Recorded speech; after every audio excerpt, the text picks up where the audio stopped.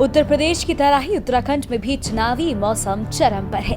बस अब कुछ ही दिनों में उत्तराखंड में चुनाव है। ऐसे में प्रदेश में तमाम पार्टियां वोटरों को लुभाने के लिए अपना घोषणा पत्र जारी कर रही हैं। इसी कड़ी में कांग्रेस की राष्ट्रीय महासचिव प्रियंका गांधी बुधवार को देहरादून पहुंची।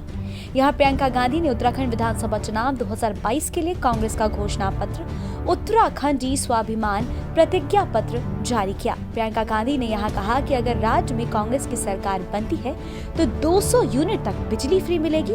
उत्तराखंड के 5 लाख परिवारों को सालाना 40,000 रुपए देने जैसे कई बड़े वादे इन्होंने यहाँ पर किए। वादा करते हुए प्रियंका गांधी ने बीजेपी की राज्य व केंद्र सरकार को भी आड़े हाथों लिया और कई मुद्दों पर बीजेपी को फेल बताया। इसी के साथ अगर कांग्रेस उत्तराखंड की गद्दी पर बैठती है तो गैस सिलेंडर के दाम 500 के पार नहीं होने देगी। तो हमारे घोषणा पत्र में हमने लिखा है कि गैस की कीमतें 500 से पार नहीं होंगी। तो अगर ये गैस सिलेंडर आपको आज 1,000 रुपए का मिल रहा है, सरकार आपको 500 में देगी और बाकी भरपाई सरकार करेगी।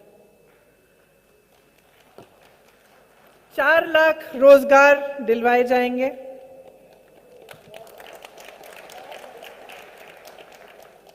पर्यटन को बहुत बढ़ावा दिया जाएगा। आप सबको तो मालूम ही है कि यहाँ पे कोरोना की वजह से, लॉकडाउन की वजह से पर्यटन का बहुत नुकसान हुआ है। तो इसके लिए खास पैकेज बनाए जाएंगे और पर्यटन पुलिस पर भर्ती से रोजगार बढ़ाए जाएंगे। तो पर्यटन पुलिस एक अलग फोर्स बनेगी जिसमें और रोजगार पैदा किए जाएंगे। इस बार के चुनाव में कांग्रेस ने सबसे ज्यादा फोकस अगर किसी पे किया है तो वो है महिलाएं। जहां उत्तर प्रदेश में लड़की हूं लड़ सकती हूं के नारे के साथ कांग्रेस आधी आबादी को जीतने की ख्वाहिश में है, तो वैसा ही कुछ तीर कांग्रेस उत्तराखंड में भी चलाने की कोशिश में नजर आ रही है और अपने घोषणा पत्र में महिलाओं को अलग तरजीह दी है कांग्रेस ने उत्तराखंड में। 40% सरकारी रोजगार में महिलाओं को प्राथमिकता दी जाएगी। ये शायद हमारे यूपी के घोषणा पत्र से आपने लिया। तो इसको पढ़ के तो मुझे बहुत खुशी हो रही है। और पुलिस विभाग में 40% पद महिलाओं के लिए आरक्षित होंगे। सरकारी बसों में महिलाओं को मुफ्त यात्रा मिलेगी। मेरी आशा और आंगनबाड़ी की बहनों के लिए उनका मानदेय 1.5 गुना बढ़ाया जाएगा। वहीं देहरादून में वर्चुअल रैली में प्रियंका गांधी ने मोदी सरकार पर जमकर निशाना साधा। प्रियंका ने कहा कि इन्होंने डबल इंजन की सरकार का वादा किया, लेकिन आज स्थिति ये बना दी है कि महंगाई इतनी ज्यादा हो गई है कि इनका ही इंजन ठप हो गया है।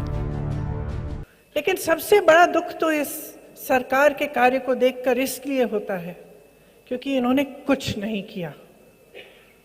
इन्होंने जितने बड़े बड़े वादे आपको दिए, जितनी आशा से, उम्मीद से आप सबने इनका समर्थन किया, उसको तोड़ दिया है।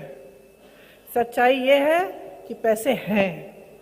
सच्चाई ये है कि रोजगार के लिए खाली पद हैं।